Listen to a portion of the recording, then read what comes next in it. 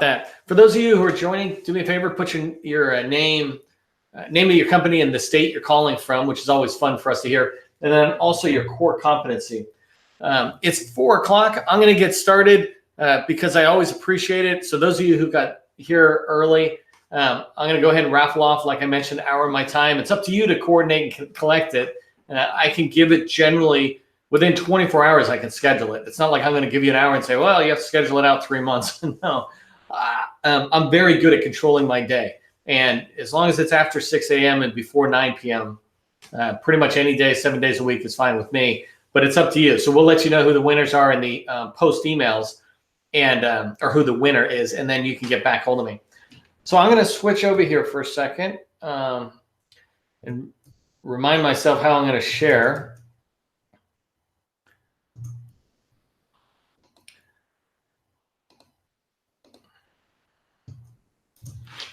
Okay, so I should be sharing in a second my deck. And just a reminder as we get started, I'm just positioning my mic a little differently so as I talk, it's a little more free for me. So, and by the way, give me a sound check occasionally. Some of you have already done that, so that's awesome. I'll come back to the chatting. Do me a favor, put your questions in as we go along. And at the end, we'll try to come back to them and answer as many as possible. I will stay on as long as the questions are coming in through chat. So definitely have questions, and they can be as unique and specific as possible, especially related to today's event. But we'll get started. I did want to tell you why I came up with this webinar subject matter. Every webinar that I put on, when you see them live on Wednesdays, they're really an answer to a question somebody in my Small Business Success Club has, and I answer it for them. I'm like, this is a great question. You know, I know a bunch of other small businesses would probably have the same question. This particular one came from really Mark out in the Bayan Group out in California. He was getting ready to go to the Navy Gold Coast, and he and I connected. We talked about some steps he could do to make sure he's solidly prepared to go into it, and then what he might do while he's in there. And then this is talking about, well, what do you do post-event? So you all have Mark to thank for the subject for today's webinar. And as I go forward, it's really important for me to keep doing more of that. So if you have ideas, whether you're in my Success Club or not, if you have ideas for webinars, just feel free to throw them at me. If I'm not the expert that can answer it, I'll get the expert in front of you. So one other thing is there's a lot of things about matchmaking events we could talk about, and I'm not talking about all of them today. I'm trying to improve my communication skills, or I don't shoot a fire hose at you. I bring you in these webinars more like a garden hose, so you actually can drink what I'm sending out, right? The water that's coming out. And so this particular area, I really want to focus on after the event. In order for me to do a good job with that, I need to talk about some things that come before the event, during the event, but then we'll be focusing on after the event. You can watch for a book that I'm writing, and we'll have out, it'll be released in August. This book will be focused exclusively on matchmaking. In the past, we've planned on writing this major book. It's like a Bible of GovCon, but those aren't as useful as just a single book you can pick up and say, I'm doing matchmaking. Here it is, 100 pages, deep dive on a topic. And so watch for that book, and that'll have everything about matchmaking. So just for those of you who are not familiar with me, you're welcome, Mark. For those of you who are not familiar with me, again, I'm Neil McDonnell. I have been in government contracting since I got out of the Army in 1998. And I learned a lot while I was in the government as a soldier and then getting out. And that experience for me, I like to describe this particular scenario where I talk about being a ranger to the Pentagon. And the reason I do is because when I was an Army Ranger, I was an enlisted, lowest rank possible in a squad, right? So the lowest unit possible in the Army. And by the time I got out 6 years later, I had worked for a garrison commander, a corps commander, which is the entire base, and you know, tens of thousands of soldiers, and then worked for the Pentagon, which is in charge of all of them. I worked for the Secretary of the Army, and I take that knowledge across all agencies, but it's the same thing. They have different. They all have a united mission, but they have different challenges at each stage. And that's something I want to keep teaching to people. And it's an experience I bring from being in the military. But as a federal government contractor, I've been in the position you're in, whether it's a business developer or somebody who's online as service delivery, or more importantly, as a business owner. I've had multiple companies, some successful and some failures, and the ones that succeed, ironically, have all been the government contracting ones. I started the government, so I call it the GovCon Chamber of Commerce. For those who've been around a while, it was the HubZone Chamber of Commerce. I started that back at the end of 2017 to address a particular problem with the HubZone program. But what I learned along the way is that really the entire small business community could use a bump up the same way we tried to bump up the HubZone program. So we're focusing our attention on a much broader scale to the entire small business community. I'll talk more about Success Club, but the Small Business Success Club is where we really kind of guide people through doing a lot of this stuff I'm telling you what to do. In the Small Business Club, we help them actually get it done. And I already mentioned that we've got stuff coming out, a book coming out. I do a ton of content out there. Some is short form content, like you might see me recently just wrote something related to the Navy's PEO EIS program, but also longer form content where we're writing blogs and other stuff.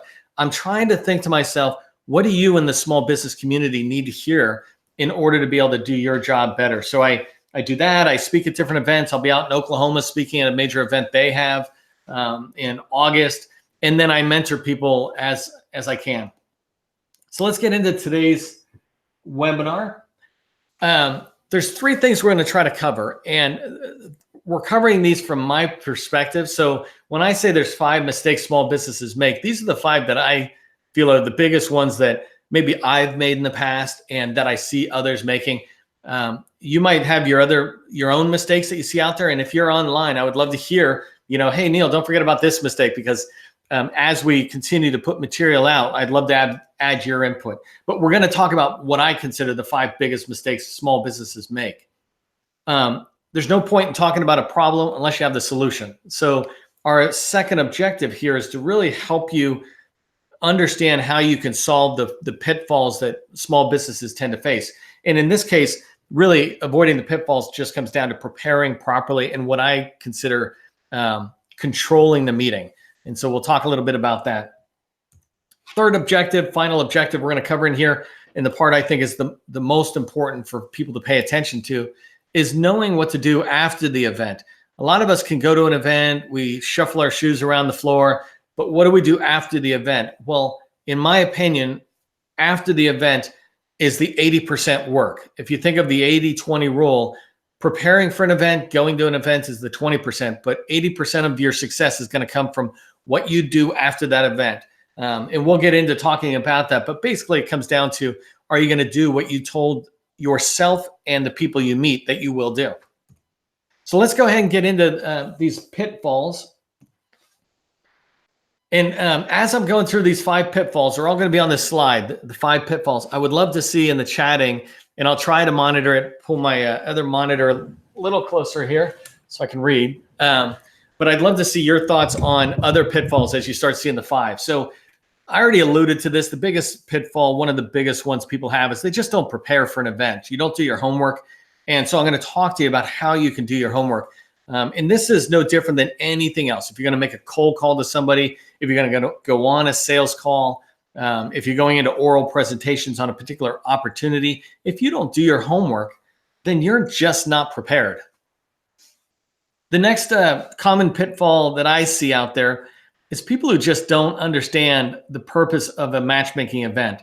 And they go in thinking they're going to get a contract. And the reason this is one of my top 5 common pitfalls is because you just make yourself look bad, and you really are wasting the government's time. If I can help you avoid this pitfall, not only can you avoid falling into that trap, but you can also perhaps know where that miracle contract is that you want. You can know where that is. Next one is not meeting new people. I hear about this all the time. I watch it in person. I just watch it. It amazes me. I can see people come into an event, sit down. They've got some material in front of them. They got their head down and they're looking at it, or they're looking at their mobile device, etc. Some speaker comes on before a matchmaking event, so they listen to that person, and then they stand up and they go stand in front of a table, and they don't talk to the person in front of them, behind them, whatever. It's like, no, it's a networking event. We need to get you to network. And for some of us, it's a natural, easy thing. And for some of us, it's not. For those of you who know me and know my videos, you might get the impression that it's actually a easy thing for me, but networking is incredibly hard for me. It's 10 times harder for me to do networking than it is to do cold calling. But when I prepare, I end up doing it, even though it's my least kind of favorite thing. I end up doing it, and I come away meeting some really good people. This one is a huge pet peeve of mine in any environment. And I've been a project manager for many years.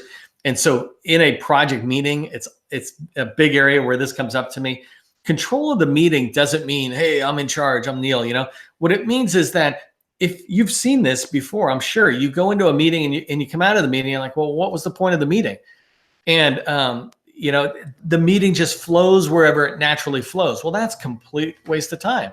A meeting should flow from a common objective we're trying to achieve out of this meeting, and we're all talking just to that point. And so controlling the meeting to me just means realizing that any meeting you go into needs guidance. You might as well be the one who facilitates that and provides that guidance. So the last pitfall I'm going to talk about, ways to avoid falling into it, is not following up. I already said this is the 80% rule. So many people don't follow up. I've been at events, and I think I'm going to say this over and over again during this webinar. I've been at events where I've watched a 3-star general in a particular area say to a crowd of 200, 300 people, reach out to me, contact me, etc. And I'll reach out and contact them and find out that I'm the only one who's reached out and contacted them. And there's nothing special about me. I just picked up the phone, right? And so that's a big part of your success. Even if you're not that good at meeting people, following up should be 10 times easier because it's on a much lower pressured environment. So let me pause for a second because I see Dirk throwing in a pitfall, and I'd like to give you a couple of you a chance to throw some more in there. Just give me a chance to drink some water, frankly. But what other pitfalls do you see? Before I move on to talk about these 5, have you seen any others, especially those of you who maybe went to Navy Gold Coast recently?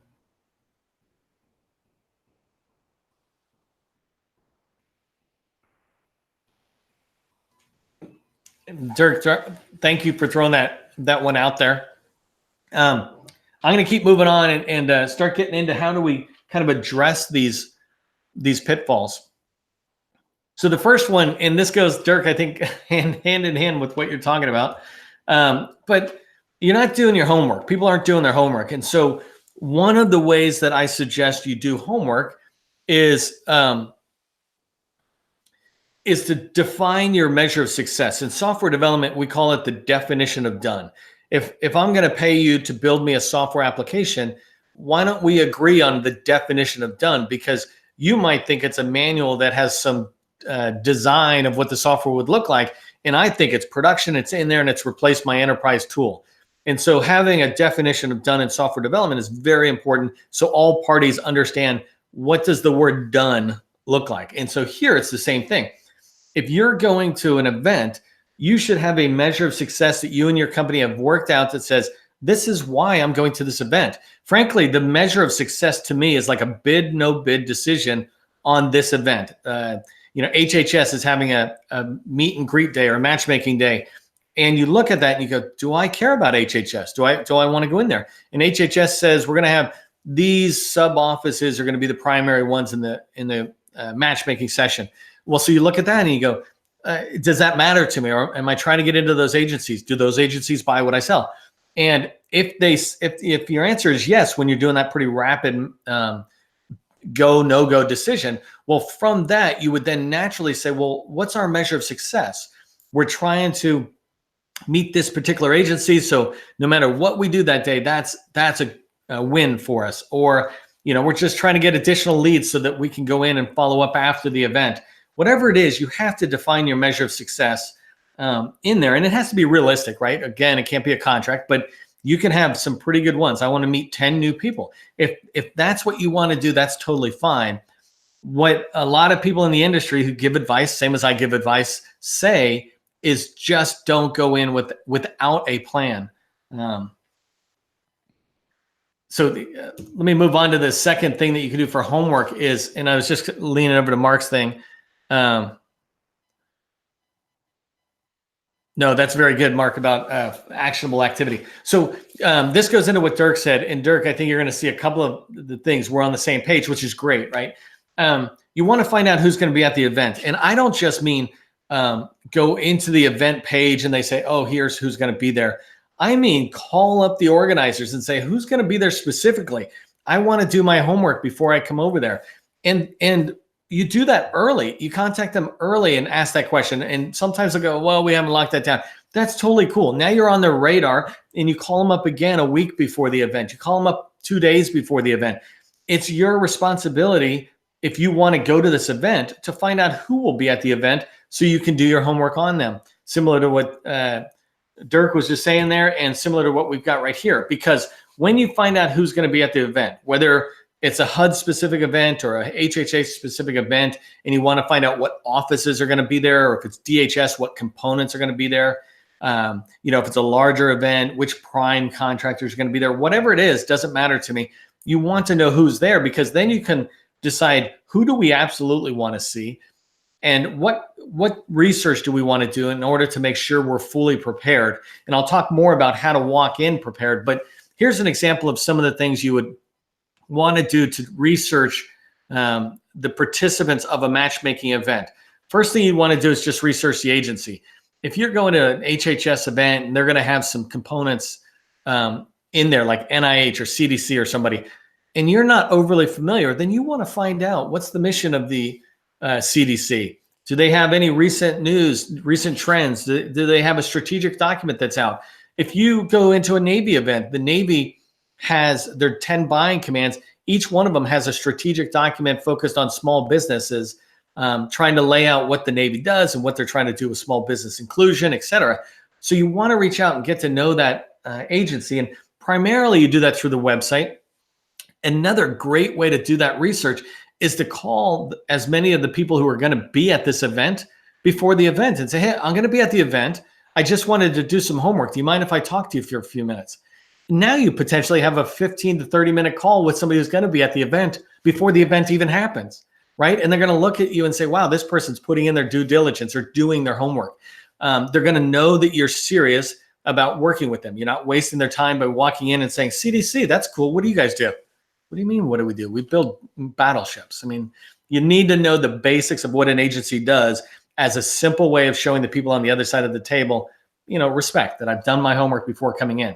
So you can do that a lot on the website as well. And moving into the opportunities, this goes into something else that you see in the chat, and Dirk mentioned this, but opportunities, a lot of us have specific opportunities we're interested in. If I just keep pulling on the thread with the Bain Group out of California who does SharePoint services, for example, they might look at anything related to Office 365 and SharePoint, and they can look into the forecast. Any agency has a forecast. Some of them are better updated than others, but they have a forecast. And so you can look in there and see if there's any related work to what Bain Group does, for example, SharePoint or Office 365. By finding that, you're able to learn and bring some specific opportunities to discuss at the table. Now, I will caution you, most people on the other side of the table are not the right person for you. And I think this is a debatable sentence that I'm saying here, and I'm okay with that debate. But when you think about the amount of NAICS that are out there and the type of work that's out there, et cetera, if somebody's right for the Bain Group and Office 365, then how can they be right for Better Metrics, who does credit card processing, or this other company that does construction, right? So when you think about the other person on the other side of the table, to me, they're less about trying to be exactly who I want to talk to, more they're a conduit. So being able to come in and say, hey, I saw this opportunity, it's in the forecast, and or FBO or FPDS, but I saw this opportunity, I'm trying to learn more about it. Who would be the right one to talk to? I have this person's name who's listed in the forecast as a rep. Do you know that person? Would you make an introduction based off this matchmaking event? But when you walk in and you have this information already, then you're able, and we'll get into the controlling the meeting in a second, you're able to control the meeting because now the participant on the other side is looking at you as a person who needs their help compared to somebody who just needs all their marketing material. So I mentioned FBO and FPDS. You can do the same thing for, hey, I just saw certain opportunities that are coming, that are out on FBO. I'd like to talk about those. Or, you might look into FPDS and see contracts that have been awarded in the last year, 2 years, whatever it is, that are exactly what you would like. I would like to meet the program office that's responsible for this. Could you help me? Can you tell me more about this? Who's responsible for this? You'll see this in the questions when I get into the question section. Last thing I wanted to mention, and this is a super secret Neil tip that everybody else out there who's just like me, PTACs, SBDCs, everybody else, they tell us, each agency potentially has their own database. And so you want to get in and find out, like the Navy, for example, a couple of the buying commands have their own. I was talking with Sam on the most recent podcast. He's a contracting officer out of the Air Force. And he said, really, a lot of program offices have their own pool of capability statements. They have their own pool of small businesses to do their own research, their own market research. And so, a company going like the Bain Group that does Office 365 and SharePoint, you want to make sure your information is in with the contracting officer. Great, Lee. Hey, Lee. So get registered in the agency specific database. I try to keep a running list of that on the hubzonechamber.org website. You can find that under our resources tab. But also just use it as a way to get to know a contact, right? When you're calling saying, is there a specific place I should be registering? EPA just let me know a couple of days ago that they have their own. I'm like, oh, okay. And they're actually putting out a profile page that I'll be doing a blog on, but where they ask you to fill in this profile bio on your company. So that's unique to EPA. Any of these events you're going to go to, my point for saying it here is that when you go to an HHS event or DHS event, that's a matchmaking event, make sure you have yourself already registered in there so that you can let them know, oh yeah, I'm already in there. So let's talk about another way, and this goes with the homework. So for me, another way you can avoid the pitfalls is preparing the questions you want to ask. And these are the questions I talk about later that you would use to control the meeting. But an example is right away, when people sit down, I often watch the other side of the table take charge. And they start handing you the agency flyers and other stuff. I'm like, whoa, that's all on the website. That's great. Give that to me on the way out of here. But we only got 10 minutes, maybe 15 minutes. Let's get to it. So the first thing I want you to ask is, what's the role of the person on the other side of the table? What office are they with? It's really important to quickly understand that they're related specifically to what you do, or they're not, that they're at your level technically, jargon-wise, or they're not, and that's totally fine, right? If they're in construction, there's no point in talking to them in too much detail about IT. You should be driving to how could they help you meet IT. But if they're in IT, an IT office representative, then you might dig a lot further in using a lot more specific words, specific terms. So the other thing about this is you want to be making sure that you get their business card right at the beginning, and it has their name and number on it, email importantly, so you can follow up. If it doesn't, don't ask any other questions yet until you get their name and phone number and email written down. And that's a really important thing because that's how you can follow up. You don't rush it. If you just got one thing, that would be it. If you walked away from that table right then and there, at least now you have the ability to follow up. And that's why I say this is a really important question to ask. The next question to ask is, and I use SharePoint as an example, but construction or, we do facility support. Which office is the primary buyer for facility support or for SharePoint? Within your organization, how do we begin to navigate our way up? Now, the fun part here is twofold, right? Because either they know, which is great, and it moves you one step closer to where you want to be, or they don't know. And you can say, well, that's great. Do you mind if I follow back up and maybe you can put me in touch with somebody else who might be able to guide me further along? But their job is to be there to help you. And your job is to present them with another option from the small business community that could serve the agency mission, right? So when you look at that thing, they're there to help us. And so you want to be able to ask these questions, but you want to drive right to the heart of it as fast as you can of who buys what I sell. I've looked in FPDS, and I'll talk about this later, but I want to say it again. And there's nothing wrong with me driving this point forward, is that you want to make sure you're pointing out that I've done my homework. I've looked on your websites. I've looked in FBO and FPDS. So I've done a lot of research, Bobby, or whoever's on the other side of the table. But now I'm asking questions really of you and hoping you can help me. And you'll see me talk about that in, I think, question 5 or 6 or something. The next one that I feel is really important for you to get your hands around is the agency's strategic plan for what we sell. And here's such a perfect example.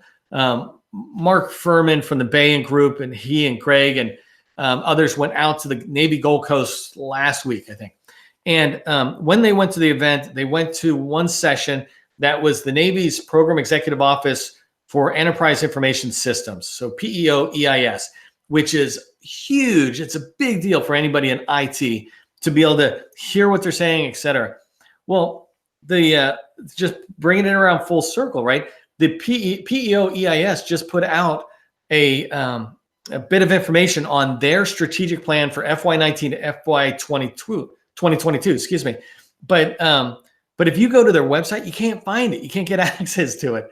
And Mark, I don't know if you found it already, but like I dug around, I couldn't find it. It wasn't easy. Well, it's a great thing here when you're at these meetings to say, look, PEO EIS is our world. Would you mind introducing us to somebody who can help us get the strategic plan? What you want to avoid is getting them to, tell you, hey, just go to their website. No, we did. And so now I'm hoping you can introduce me to somebody. But when you ask about a strategic plan, to me, this is also a signal that you want to understand and do your homework. You want to understand what their mission is, what their challenges are, and how they're talking about approaching it, and maybe what their needs are. And then when you write any kind of response, when you open your mouth and talk about how you can help, you're talking about it from a agency's strategic plan and not, Neil's idea on the best way to manage SharePoint or something. So question 4, so here's another way where I talk about this, right, is I've already done my homework, and I'm trying to stress this. And I look in FPDS and I see the contracts that have been awarded. What are the preferred vehicles is a question that I want you to ask when you go in here. And there's multiple reasons why. First off, if you ask it of the right person, you might get some candid feedback from them on what's there. But most importantly, you'll find out that here are the top 2 or 3 contract vehicles we use. And you might be able to, piggyback a question in there about what's the preferred vehicle specifically for what I sell, but you're really trying to aim at the high level. So by doing this though, first off, you walk away knowing if I'm going to continue to work with CDC, for example, I need to be on this vehicle, or I need to be tracking this vehicle. I need to build relationships with people on this vehicle. When you know which vehicles are used in a particular agency that was important enough for you to attend their event, then you will now know who to reach out to potential teaming partners, because the people on those vehicles, their information's publicly available on the internet. So you can go trace them down and talk about your interest in getting into CDC, and you were meeting with so-and-so, and they said, this is the vehicle of choice. And so I'm reaching out to see if we couldn't talk and get introduced. That's how, when you think about sales and in the entire sales cycle, it's not a transactional sale like a vacuum cleaner or a car. If you think about how cars were done in the old days, it's a long-term relationship that's developing where you're learning more about an agency or a fellow teaming partner, et cetera. So let's get 3 more questions in here. This one here, so you might only have enough time to ask the first 4 questions, and I just put in a couple other questions. These questions, you can tweak them to your own personality. You can tweak them to your own use, but I'm trying to hit the main ones in what I do. But this is one of my favorite ones to just ask at any point. And I try to ask it off the cuff as if it wasn't totally planned. But the idea is to sit there and say, what's one thing you wish that we would start doing better? Or that other people do and you want us to repeat. The reason I ask this question is for a couple of different reasons. And first one is because it's a question that just throws the conversation out of the agency for 1 second, and it just throws it into a lot more personal stage. You must do a lot of these kind of matchmaking sessions. Can I just ask you really quick, what's one piece of advice you would give me for doing better in meetings like this? What do you wish we all knew? However you ask that naturally. But the idea is you're switching gears and asking them for help in just this question.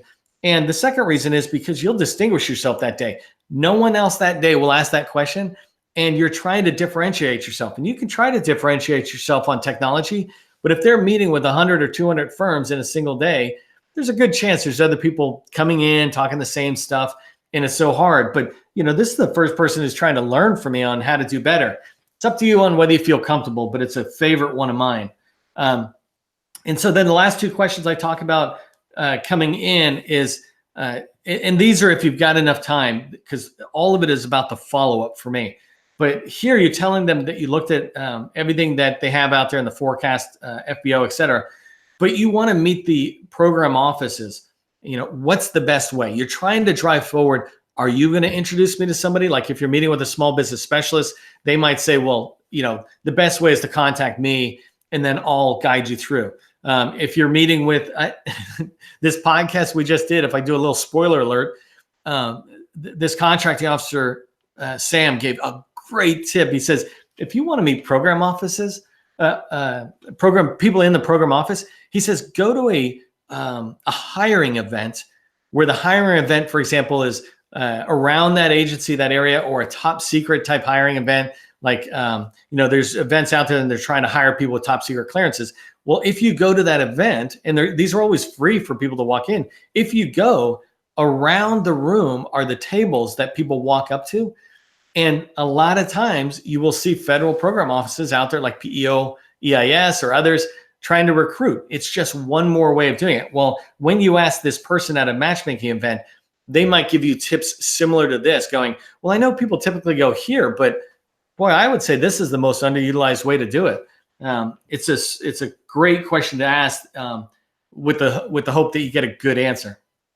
Last question I would say, and the idea is, you're going to see me say this in a minute. I've got 7 questions I want to ask, but this last one is about teaming partners, right? I talked about contract vehicles, but here I'm trying to reach even further. Who do you work with? I'm not looking for you to give me endorsements or say these people are good or bad, but like who in there is worth my time to do more homework on? They tell me that in order for me to do a good job at NAVC, I need to learn NAVC. And one of the best ways to learn NAVC is to work with another small business who's doing it, who's been there a couple of years and know what they're doing. Who do you know? And, doesn't matter whether the answer is direct or I'm not really sure. Well, do you mind if I follow up with you and maybe one of your colleagues could help you answer that question for me? Most times people are going to say yes, and now you've got it again and open to get in there. Let's move on to some of the other pitfalls and how to avoid them, right? I talk about the miracle contract. This is just a really quick one I want you to understand for people who are falling into this pitfall. It's a matchmaking event, which is about meeting people and learning. It's not a pitch day. There are these things, right? The Air Force has their pitch day, and they've been doing a lot of them, and they're moving forward. And these pitch days are where you walk in, you pitch something, and that day, not only can you be awarded a contract, they will actually fund that contract. And that tends to be through the SBIR type approach, but they're doing more of these, and they're looking at that as an approach to improving acquisition or speeding up acquisition. But that's not what these matchmaking events are about. So make sure you understand that you're at a matchmaking event. Another thing about it, and the reason you want to avoid this, is because when you go in with that, you're just screaming, I'm not procurement ready. To the federal government, they're only going to award contracts to companies they think are procurement ready. They don't care if we're veterans, women, minority, or want a contract, don't want a contract. What they care about is, we have this challenge and a mission. Can you help us with the challenge and to continue the mission? If you can do that, we'll talk to you about doing it. And so when you're looking for a contract at a matchmaking event, you're telling the person on the other side of the table, you have not even done your research on what these type of events are for. And so I encourage you not to do that. And here's the last reason why you really don't want to do this is, when you go in there, you're focused, your whole attention and the way you communicate people is trying to find the win. You're talking to this person. Where's the win? I don't see the win. I'm moving on. I don't see the win here. I'm moving on. And you're missing the fact that it's about learning and meeting people who will lead you to the win, right? There's nothing wrong with thinking that a matchmaking event could lead to a contract award. But in this case, it's about learning when you're there.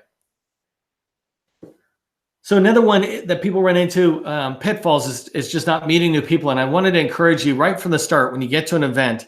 And I said something else actually that was helpful, but even before an event, you can get to know the organizers. And the organizers are they're working very hard to put this event on, and they would appreciate being appreciated. So you even reaching out to them ahead of time saying, I'm trying to make sure I do my homework. That's a great way to meet people. And many of these people are in the small business community, professional community within the government. But right when you register, when you're signing up and getting your tag, I watch people walk by and they just grab the tag and they keep going. Instead of saying, oh, hi, thanks for the tag. What do you do? I mean, you're not doing this every day. So what do you do with DHS or whatever? And they're going to go, oh, normally I'm in program analyst with this contracting officer. Really? Well, good to meet you. What's your name? You're going to a networking event. You want to keep remembering that you're there to talk. So the second group of people when you walk into an event are your competimates. All the other attendees are there. We're all mingling around. Some of us just sit down on our chair, but even those people are fair game. Walk up to them. Hey, I haven't been to this event before, or whatever quick little line. Hi, I'm Neil is enough to get the other person to say, hi, I'm Joe, I'm Jane. And you can get into later about how do you network and how do you actually talk. That's a whole separate webinar. But the point is to just quickly talk with them, introduce yourself. What were you hoping to get out of this? What were you hoping to get out of this? And then you move on, right? And in a networking environment, you'll learn that you don't spend a lot of time, but you're not trying to dismiss people either, because you never know who's the most valuable. So you walk in, you meet the registration people, you meet your competitors, you track on the speakers. Whoever's speaking is important enough for this agency or this organizer to bring in. You want to know every one of them and follow up with every one of them. So make sure at the very least, you know who they are, write down their information, and on the outside, get in and talk with them and say, hi, thanks for the speech, or I'm looking forward to your speech, etc. And then the last group here, obviously, is your match, the people who are on the other side of the table. I've already talked about how you walk through them, but these are how you go in and you meet with new people. It's really important to understand that that's a major goal in these events. So the next one is, how do you control a meeting? How do you control a matchmaking event? And so when you go into a matchmaking event, and I talked about this before, there's so many ways to control it, but it's important first to believe that it's okay to control a meeting. You're sitting down at a matchmaking event. It's okay to control it so that it goes the direction you want it to. In particular, if you paid for the event, it sure as heck should go the way you want it. And so as you go forward, one of the ways you can do that is make sure you have a matchmaking meeting plan sheet. Those of you who've been in other webinars of mine know that I do call plan sheets when you're doing cold calls, etc. And so in here, a matchmaking planning sheet will have things like those questions written down already, your 7 questions. You want blank space to be able to write stuff in there, etc. So in here, though, what I wrote, let them know. I mean, when you sit down, say, and I'll show you in a minute. I've got a whole script for when you sit down here. But when you sit down, you say, hey, I got a plan sheet. I really plan to make sure I get the best use of your time. Here it is. And I'm telling you, no one does this. And so you will stand out to them. They'll let you control the meeting. They're like, no, go ahead. And here, I say, I have 7 prioritized questions. And again, you'll see the script on the next slide. You just want to get at least 3, right? So you want to figure out what's your most important 3 questions to get asked.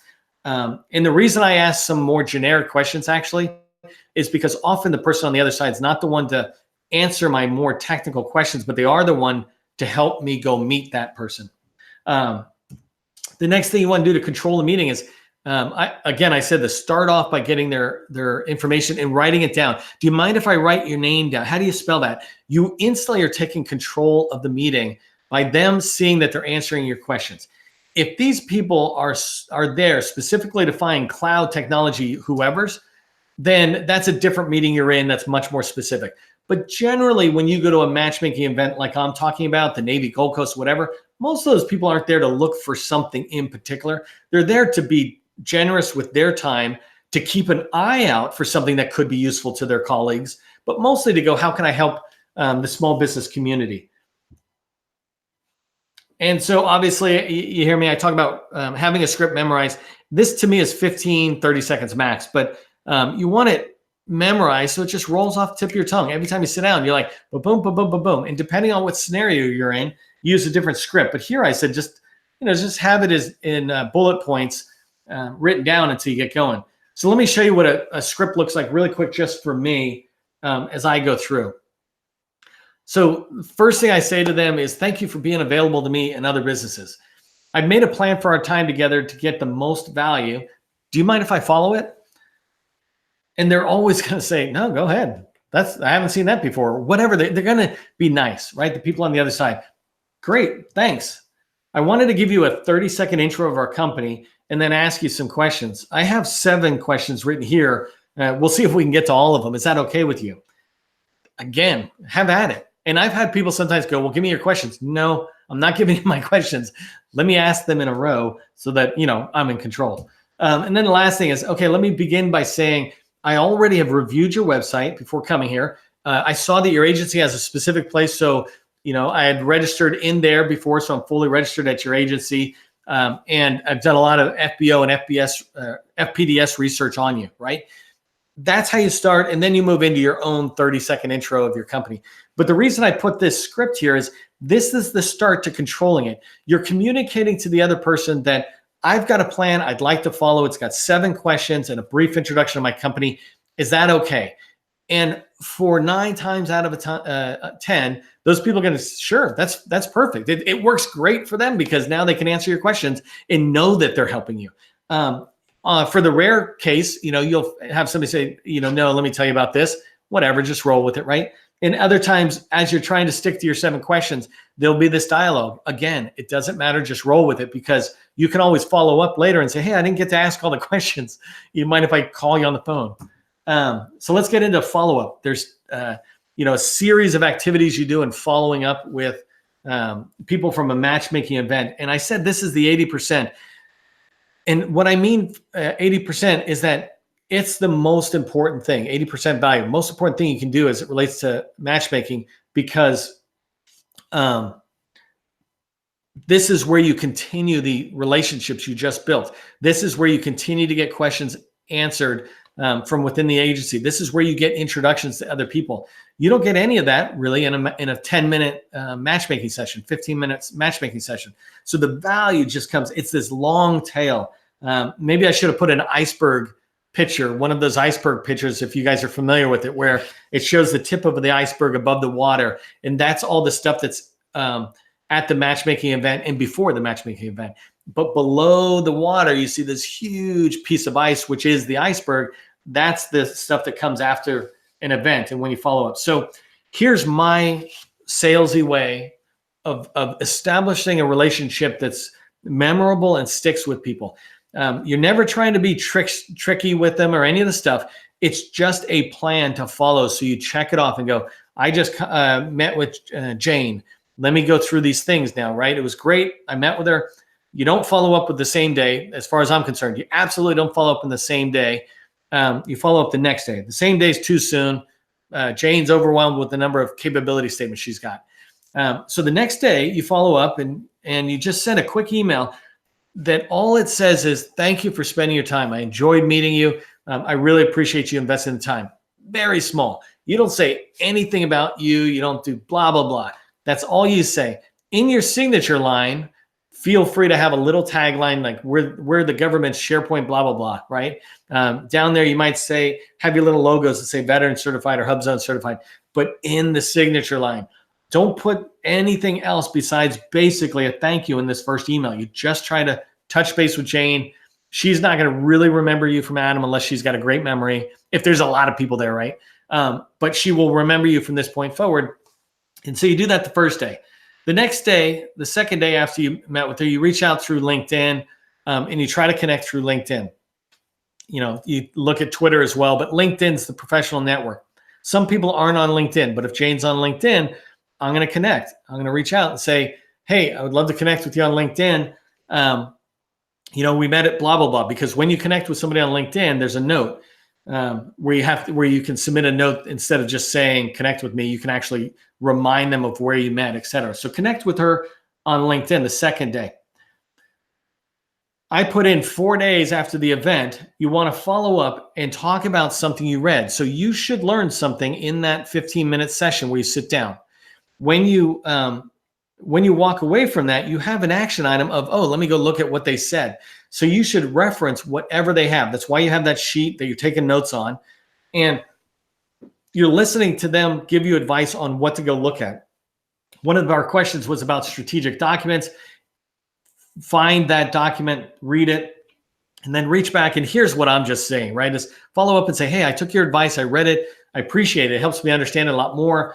Do you mind if I send you my capability statement electronically? Now, here's why I say this way instead of sending it. And it really is just marketing, right? Marketing is about touch points. You see that in the title of the slide. Touch points are the number of times you touch a lead or a contact, et cetera. And generally, you need to be touching them 12, 15, 20, 30 times to get traction, to have them remember who you are, to begin to sink into their minds that you're a go-to person on that subject that you might like SharePoint for Bain Group or something. You want to be that memorable with them. So by asking permission to send it, there's no way they're not going to say yes. But now you have you sending an email, them sending you one back, and you sending them another one with that electronic capability statement. And you want that one to be a customized electronic capability statement. So you just took the time to get to know CDC, for example. You've read a strategic document. So your capability statement, it doesn't have to go crazy, right? But it should say something that references, that alludes to their strategic goals, something like that, right? And that's, again, a whole nother webinar. But you're just trying to reflect that, hey, I read it and I really want to do business with CDC. You hear people talk about this all the time. You need a general company capability statement and then agency specific. Don't go crazy on the agency specific. It's just designed to tweak it a little bit so it looks like it's not just for everybody out there, but it could be just for CDC or the Navy. The next one after that is to ask for introductions. So I don't put dates on here now, how soon after, but basically within the next week. You don't want to go farther in your first 10 touches. You don't want to go farther than once a week. So the first, let's say the first 6 weeks, you should be touching them 10 times. Now, there's different ways you can touch them, right? You don't need to pester them, but you can ask for an introduction.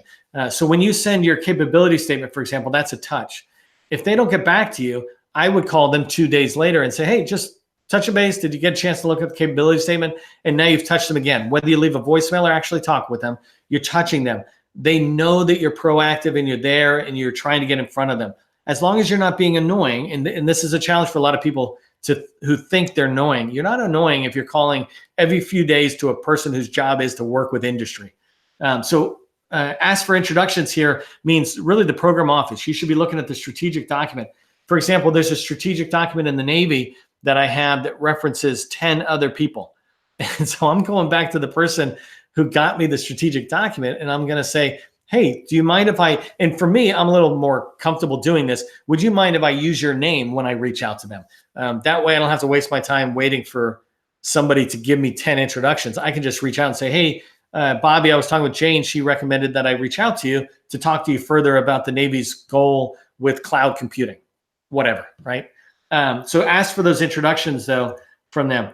And a huge one in here, the second to last one I have for touch points is social media. This is where you can get a lot of touches, right? So I could have showed you, and I'm not showing you, and I'll show you a different day. On LinkedIn, for example, I use LinkedIn extensively to begin to build connections between industry and agencies. And so inside of the federal government, I just did a post yesterday, I think, that was on the Navy's PEO EIS's strategic plan. But the thing that was so great about it was the summary of this strategic document was written by the executive director of that program. And so I'm trying to get to know her. I actually want to do a podcast with her to get to know that program more and share it with industry. But it was coming from the small business office in the Navy who was resharing that, who I have a relationship with. And so I'm touching the small business office by resharing some of their content. And then I'm touching some of these key players that are out there by, like, for example, the woman, Ruth, who wrote this document, I'm touching her from a marketing standpoint by referencing that it's her article, and she put out this great content, which it is, and I shared with everybody I could. It was a gold mine. And so, that's how you engage on social media. Engagement, make sure you don't confuse that with just sharing things without any contributing thoughts of your own. You don't want to just share somebody else's content without really wrapping your own version of why is that important? Why do other people care? So anyways, engage on content. You can get at least once a week with each contact you have. You should be able to engage on social media with them. And then the last thing I just say is keep regular contact. And to me, that means no more than once a month. I mean, no less than once a month. If you're not comfortable reaching out to somebody once a month, you don't have a reason to or whatever, I would push that contact away. Because at that point, they're not really they're not hot to you, right? And you can find them on LinkedIn or the internet any old day or whatever, but they're no longer somebody you should be focused as a primary relationship you're developing. For example, if you're trying to get into a program, you want to know those program people. You want to be talking to them on a monthly or touching them on a monthly basis so they see you. Okay, so let me just pause. We're doing all right on time. I talked about the common pitfalls and gave you some advice about what you can do to prepare. And most importantly, what you can do to avoid the pitfalls is just prepare, right? I am going to try to get out a handout sheet. Certainly in the Small Business Success Club, I'll get that in there. I'm committing to get that into the material that's available to you. But for people on the outside who attended this webinar, I'll try to get it to you as well. I won't put it out on LinkedIn or wherever for anybody to get access to, but you were nice enough to join the webinar. I'm nice enough to share it with you. But remember the steps following, that follow-up activity is so vital. Mark and Greg were trading a little dialogue there about Atlas, who's a woman who gave this speech, or a person who gave a speech out in the Navy Gold Coast, who kind of tumbled things forward with a lot of this great content that I put out, that they put out. And I connected with her on LinkedIn actually in this past week. And so my plan is to reach out and talk to her about that. So that's follow-up. I'm following up even though I didn't even go to the event. So I want to go into questions, whatever comments you guys have or questions you have related to what you just saw shared. While I'm waiting for you to type some questions in, because I know there's like a 20-second delay. And do me a favor, type any questions you have, but also let me know, did you find this webinar content valuable, the way it was delivered valuable? The one that we'll be doing next week is how to become visible to the federal buyer. So some people are already just really good on the tips I'll be sharing, but this will be going into the primary focus of DSBS and then a little bit on the capability statement, but mostly the dynamic small business search. That's the one next week. And really, I'm just getting it out there again because 75% of the companies just still are invisible to the federal buyer. Last thing I wanted to share is just a little bit about me, since all of this content, all of these things we do are sponsored by my Small Business Success Club. And our community is organized in 3 different ways. We're organized in a do-it-yourself model that we share the information just like now. People can get a lot of other tips on our YouTube channel, on our podcast, on our website, hubzonechamber.org.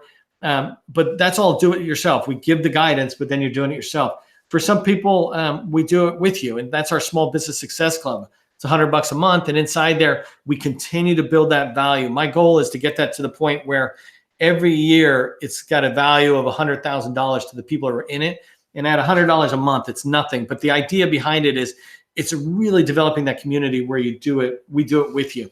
And then the last one is some people ask us to do it for them. That's a mastermind group. I only work with people who are firms that are over $2 million a year on that. Whether it's commercial or government doesn't matter to me, but that's where we do it. So a lot of these things we talk about, getting in the door, getting on contract vehicles, et cetera, that's where we do that. So let me pause with that, look to see what kind of questions we got coming. Thank you, Gary. Appreciate that. Thank you, Deborah. You've fallen short at matchmaking events, floundering with how to take the right action at the right time. Appreciate that. Good. Hey, Deborah, one other tip for you and for everybody that is a good one out there is to, so, if I go to the bar and I'm trying to get a date, I have a wingman or a wing girl. But you can do the exact same thing when you go to a matchmaking event. go with another partner or two, and make a point of trying to be this group that is including more and more people. Like all those one-off people are saying, oh, hey, let's go look at them. Deborah and Johnny are really friendly. Let's go talk to them. So consider bringing a partner on your activity. Thanks, Alchemy. Thanks, Benu. Love to see you guys execute the tip. I'm gonna try to reprise this one more time before I go to Oklahoma.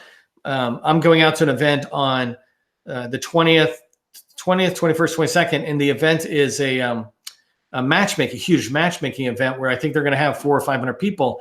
And so I'm going to do this webinar. I'm probably going to do it the Monday before just to get people out there. So any tips any of you have or other questions? Thanks, Greg. Thanks, Tony. Thank you, Don.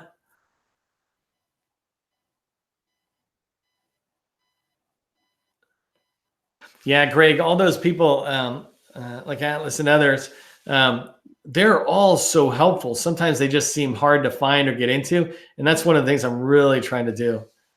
The Oklahoma event, actually, Don can help me, but it's the ICBS event. I think it's a joint event with the PTAC out there and the Native American PTAC or version of the PTAC. And I think it's the state's big annual event. And I'm trying to buy for time and see if Don puts a link in there. But that event, it's a 3-day event. On the 20th in the evening, it's small business to small business folks.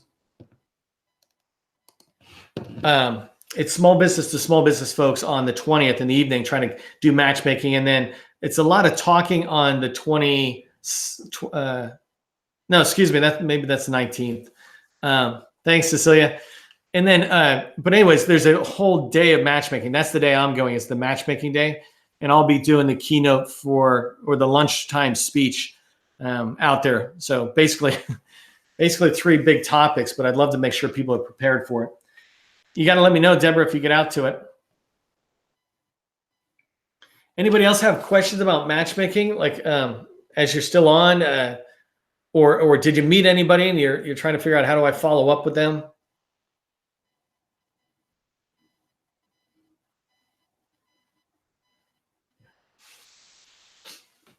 Yeah, Mark, I was so glad you guys had a lot of good success out there.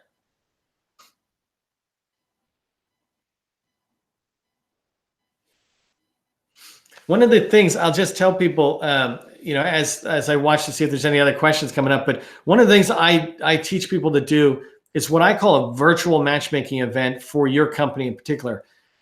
So if you think about a company like Vinformatics, and they do mobile application development, they'd like to have meetings, matchmaking sessions with people who the program office or the directors of software development or whatever, people who really are buying what they sell and would be really interested in hearing from them and talking with them.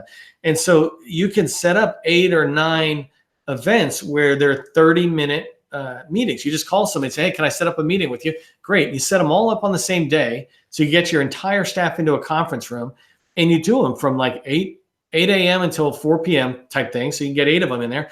And the top of the hour, every meeting starts at let's say 3:15 and 4:15. That way you have 15 minutes to do any last minute talking about the meeting, and then 15 minutes after the meeting to be able to write any notes, take any immediate action items, etc.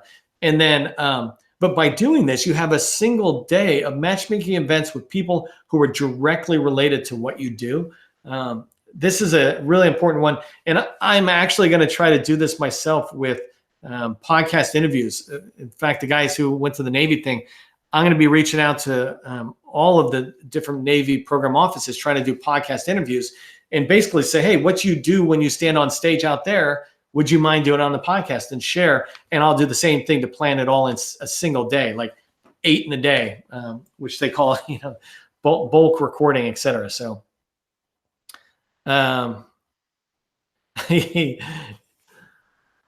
Mark, I am curious on whether you had any thing that was less than exciting. This was like your first major event, right?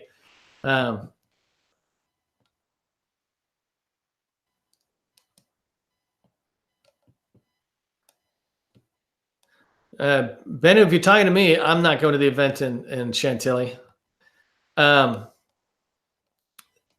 Guidance. Just look and see if I missed any other questions here. If I missed questions moving forward, good.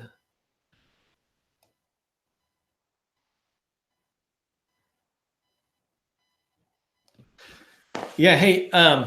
So let me wrap up because I don't see any other questions, and I can move on. You can move on. I did ask this last question early on. Is this a good time for webinars? Is this 4 o'clock on a Wednesday? You want me to just keep them here for? Is this as convenient for anybody out there? I'll give you a few minutes to answer that, and then we'll just wrap up. But because you guys attend, I'd like to give you the shot at determining it.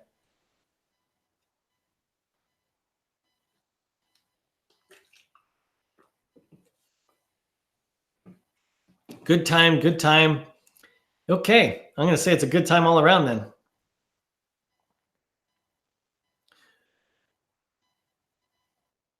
Yeah, Deborah, the only reason I'm a morning person, and I would love to do morning, but the only reason I don't do morning is because when I created the Hub Zone Chamber of Commerce, I really wanted it to be a national organization. So people from Guam had a shot at coming in.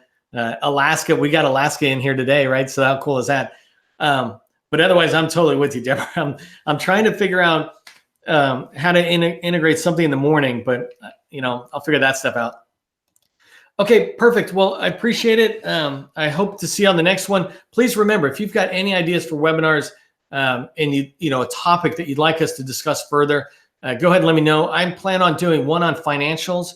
I've got 2 on financials. One is a webinar based on how do you find financing? How do you get like $1 million in line of credit, that type of stuff, or factoring? How do you get money when you need it, right? So, and I don't mean the SBA loan type stuff. I'm talking about really from a banker's perspective. And so I'll have a guest banker webinarist with me, however you say that.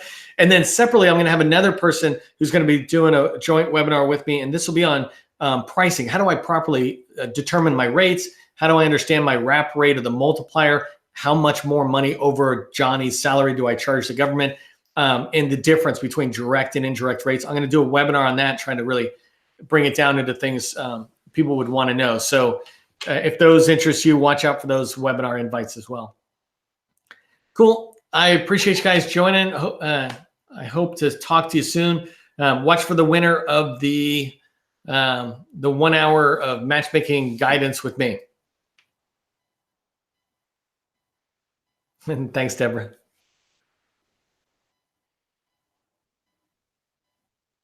No, Deborah, I'm just going to change the name. I already changed the name and the URL. Now you're going to see me do a flip. And so if people are still using the old Hub Zone Chamber URL, that'll still go in, but all the the mail list is all the same. It's just really the name. I wanted to reflect the fact that what we do is supportive of all small businesses. I'm determined to help the Hub Zone program, but that's just one small bit of what we really are trying to do.